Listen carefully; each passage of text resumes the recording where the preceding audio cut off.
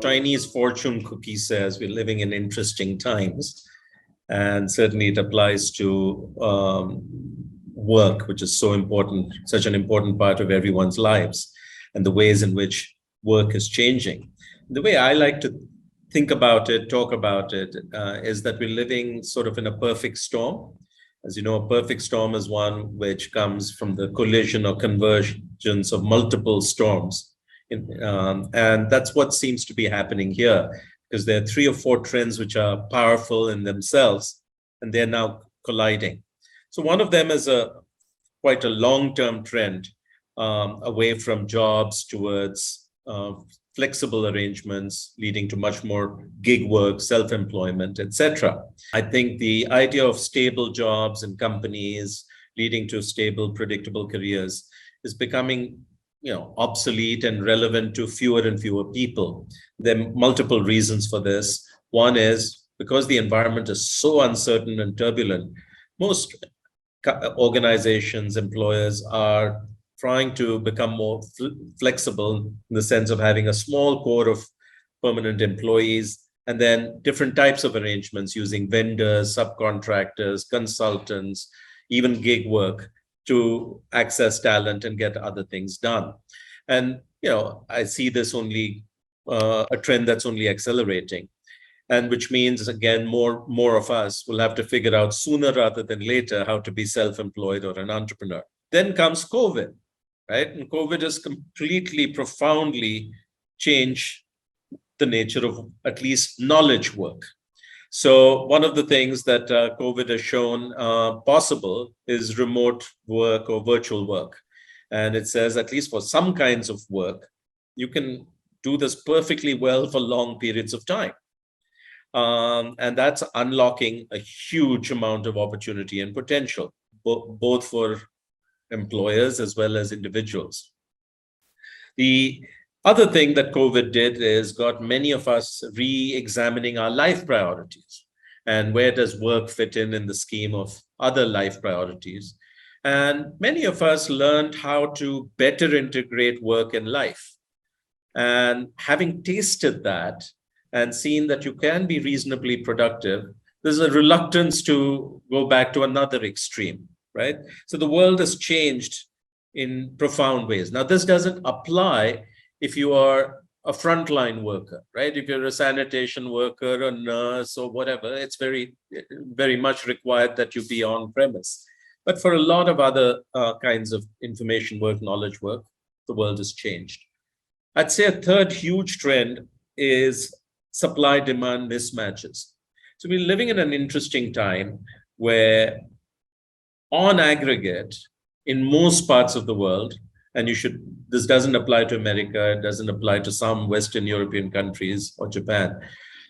There's way more job seekers than there are jobs. What we've done is actually a reasonable job in these countries of educating many more people, but there isn't enough formal employment. So you've got a huge amount of unemployment, particularly youth unemployment across Africa, across Latin America, across South Asia, Southeast Asia. But at the same time, for specific skills, particularly hot skills, the demand is infinite compared to the supply. So any of these tech jobs, right, anything to do with AI and machine learning and digital transformation and all that stuff, red hot, and people are, in a happy place because they get multiple offers. Even for other functions, competence is hard to find. You want to find a top-notch comms person or HR person today in Bangalore, you're going to have a challenge. So there's a big supply-demand gap for hot skills, specific skills, but even that is dynamic.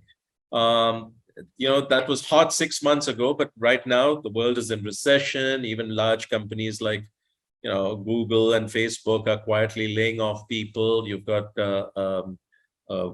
venture capital winter. So startups are being very, very tough on employment. So this is a dynamic situation, but that's kind of interesting. The last thing I talk about is, look, for at least 20 years, too many employers, not all, but the many, have been very, very transactional in terms of how they've approached talent. Yeah, they talk a good talent story on talent and all that. But when you actually look at how people are treated, employees are treated, it's not at all inspiring. Okay. And they don't have effective people managers they can look up to, guide them, coach them. There isn't real commitment. There's a lot of, hiring, firing, transactional nature. And the result is, I think we have bred a generation of mercenaries. Okay. Why should I be committed or loyal to my employer when the employer is not? So that's why you're seeing so much mercenary behavior where for 10% more, somebody will, jump ship, or somebody will get a job offer, use that to shop around and get something even better. And then on the morning of the joining date, they'll say, tough luck, I'm not coming, and so on and so forth. Really bad behaviors. But the thing to realize is we bred these behaviors. So what you've got right now is all these things coming together, and it's manifesting in such a variety of ways that we give names to. The great resignation, then that was followed by the great termination. There's quiet quitting, but now there's also quiet sacking, okay, which says, hey, if I find you quietly quitting, I'm going to quietly sack you. So, but frankly, there's nothing all that surprising. It's really a complex interplay of these trends. It's not time to get all panicky. Okay, the heavens are not falling.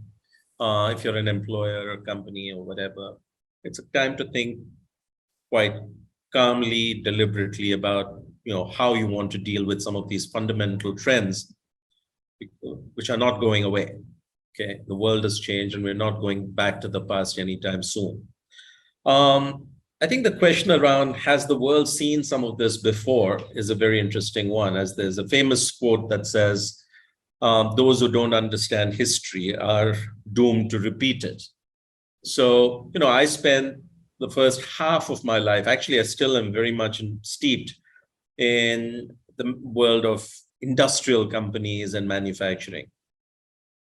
And it's right from about 1930 till today, there's been all these trends when applied to labor.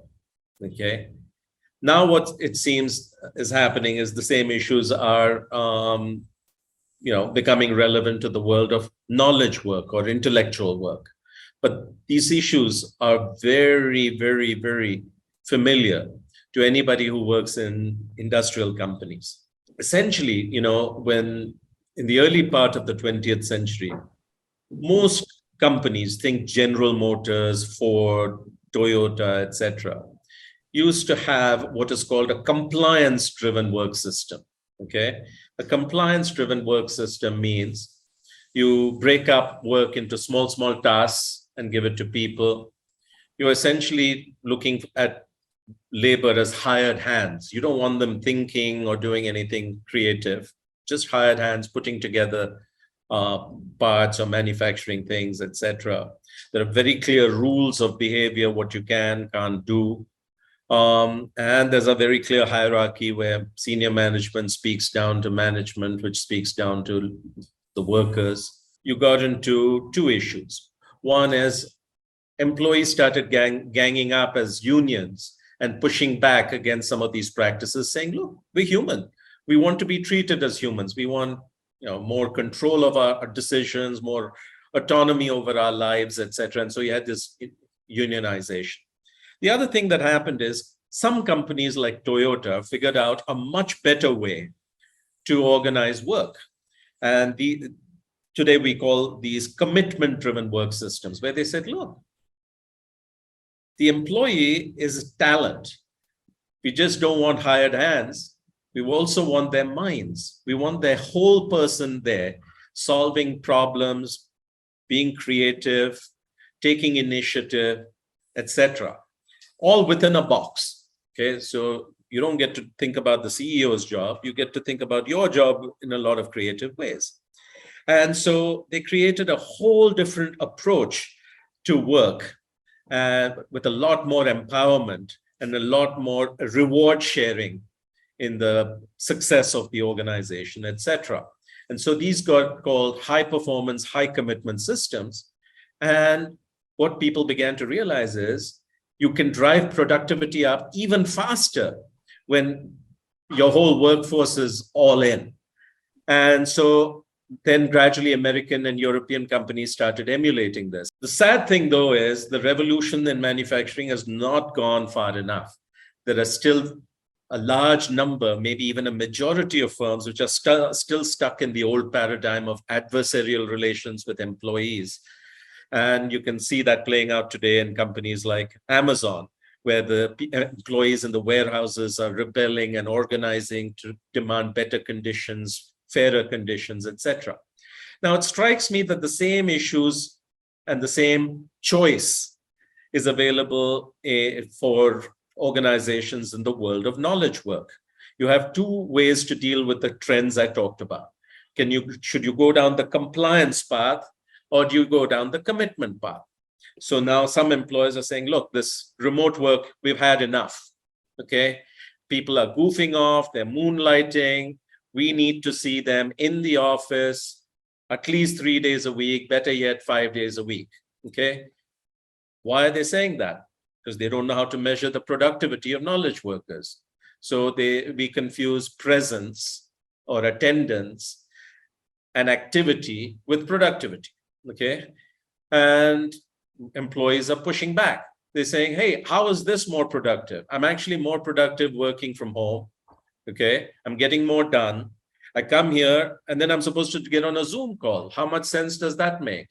Okay, or I come here and it's a noisy open floor and people are chatting. Somebody's coming up and saying hi when I'm in the middle of concentrating. This is not productive. So you got this clash. Okay. Other employers are saying, look, I'm going to use technology to clamp down on this aberrant behavior. So I'm going to look at employee emails and see who's doing funny stuff. I'm going to look at who's applying for jobs on LinkedIn. I'm going to see who's out there and on social media saying things, stirring things up or moonlighting and so forth. And I'm going to use all this technology to actually monitor and clamp down on human behavior. It sounds like an Amazon warehouse. Okay. So I think that's the path that some companies are choosing or thinking about going down. Yet others are trying to say, look, maybe there's a better approach. How do we go down the high performance, high commitment pathway? Now, this is hard to do, okay, because what it means is you have to connect your company purpose with employees' ambitions, okay? That's easy to say, hard to do. You have to give them people managers who are at least competent, if not inspiring. Forget inspiring, competent, fair, will be there for you. You've got to figure out how to measure productivity, okay? And which is why some of these new things like OKRs become so interesting, because it allows the employee and the manager to get aligned around outputs and outcomes instead of activity. Okay, now you both can talk about things in the same way, and you can decide, is Ravi doing a good job or not doing a good job, regardless of where I am or how many hours I'm pretending to be working. So this is all very different, and it's a lot of hard work. So it's much easier to go down the compliance path. But ultimately, I think it'll be more rewarding, both in productivity terms, in terms of being able to attract, retain, inspire talent, if you go down this high commitment pathway. So this is, I think, the fundamental choice that's ahead of all employers, whether it's private sector, social sector, public sector. And it's got very different sort of implications and consequences. In the 1960s, there was a guy called Douglas McGregor who did a beautiful piece of work and wrote a beautiful book, which is even more relevant today than 60 years ago. And it's called The Human Side of Enterprise. And he said, look, there are two theories that we hold about human motivation. So theory X is where you believe people really don't want to work. Okay, they're given half a chance, they'll dodge it, shirk, okay, take shortcuts, etc. And therefore, they need to be managed. They need to be supervised. You need to check up, follow up on them. You need to use carrot and stick and reward bad behavior and no, sorry, good behavior and punish bad behavior, etc. And basically, you have to treat them as infants. Then there's a theory Y, which says, look, that is not true for the majority of individuals. There are a few who are like that, but most people actually want to do good work, want to be responsible, they want to learn, they want to take on more things, they want to progress. And the way you do that is very different, okay? You give them broad objectives and a lot of autonomy over how they actually achieve it. Your job as a manager is not to micromanage and supervise, but to provide feedback and coaching, okay? And the rewards are not just transactional monetary rewards, but also primarily in terms of progression and learning. So he said, look, there are these two different theories of motivation. And depending on which theory you believe, you would design your work system completely differently. I think this is so relevant today. If you believe, sure, there are a bunch of people who are irresponsible, don't wish to be here, etc., but they are a minority. Then what you do is you don't design the work system for the minority. You design it for the good majority, but have an effective mechanism for detecting aberrant behavior and dealing with it. Because if you don't deal with it, then it's a cancer that spreads and you becomes toxic. And the key to this is you need to be able to measure productive outcomes, which is not so easy in intellectual work or creative work. See, if you're making widgets in a factory, then you can count how many widgets did Ravi make this hour? And it's a very objective number, okay? And therefore, was I productive, less productive? Okay. But if you're writing software, it's very much more difficult because you can't count something simple like the lines of code. Because a good programmer will actually accomplish the task with more elegant code, fewer lines of code, okay? You can't measure it in terms of number of hours you spend at the desk, again. So it's much harder to measure productivity of knowledge work, creative work, etc. But just means that it's a harder task. We have to apply ourselves to that. One of the more promising things that I've seen tools come out for measuring productive work is the system called Objectives and Key Results, OKRs, which I think is catching on quite well. It's not a panacea, but it seems like a very useful way to think about what outcomes do you want, and so that you can leave the means flexible and up to individuals. Very interesting things over the last couple of years has been in the companies I'm associated with, there's been high attrition, okay? And so you begin to do some analytics on the data. So first of all, you look at good attrition versus bad attrition. Bad attrition is people you don't want to leave leaving. And then you say, can I look at the attrition by manager? And can I also look at a couple other data points to the extent you measure employee engagement? Can I look at it by manager? Can I look at results of some sort, performance by manager?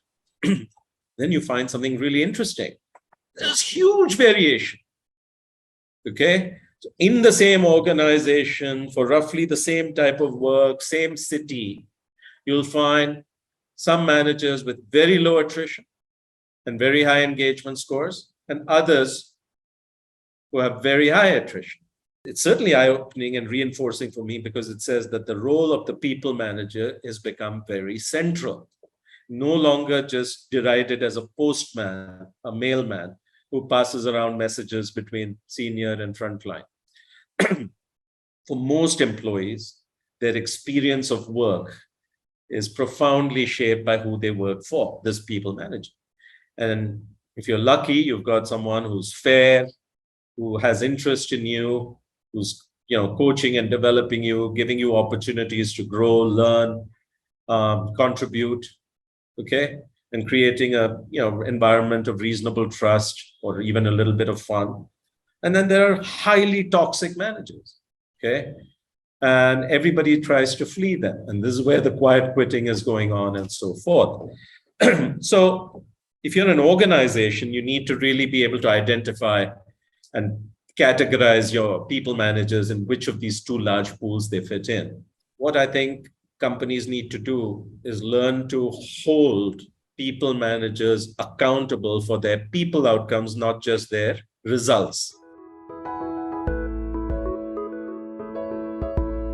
Recent piece of work that Microsoft has put out, which has a lot of data around this issue. And the data points out that the main reason to come to work is not work. It's people, okay? Because we're a social animal, because we have this high need to engage and interact with others, okay? And that's one of the greatest joys that a workplace should offer, okay? But we haven't consciously always thought about how to make it fun and engaging. And as a result, now that employees have tasted an alternative way, they're saying, look, I can actually get work done remotely or whatever. And then I'll have my real communities elsewhere. When I was running a factory in America in the 80s, okay, my employees used to come in wearing T-shirts that said, "Thank God it's Friday. I live for Fridays," okay, and stuff. And they'd be really grumpy on Monday morning because they didn't want to be there. As a supervisor, I used to go out and bring donuts on Monday morning because that would ease the pain a little bit. But they didn't want to be there, and they did the barest minimum. And they saw work as only one thing, a paycheck. And they find meaning, purpose, fun, all that elsewhere, okay? It seems like we've got the same issue going on in many workplaces today. These are not fun places. People are there only because they want the money or need the money, and they're going to solve for other things that they need elsewhere. There's a big, big opportunity to connect these.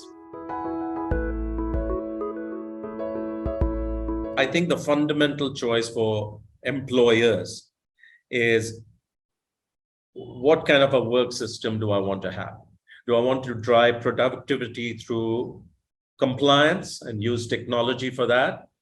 Or do I want to drive productivity and results by creating a high commitment work system and use technology for that?